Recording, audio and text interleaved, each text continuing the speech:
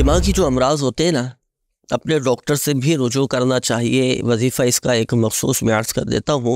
दिमागी अमराज, नफ्सियाती बीमारियाँ और इस तरह की जो भी ज़हनी तौर पर अगर किसी को कमज़ोरी हो, यूँ समझिए कि दिमागी इलाज का रूहानी इलाज वो ये कि एक मरतबा सूरह फ़ातिहा, एक मरतबा आयतुल कुर्सी और आखिरी तीनों कुल, सूरह इखलास, सूरतुल फलक और सूरतुन नास, ये और 60 मरतबा ला हौल शरीफ, ला हौला वला कुव्वता इल्ला बिल्लाहिल अलिय्यिल अज़ीम, ये पढ़कर आप पानी पे दम करके पिया करें।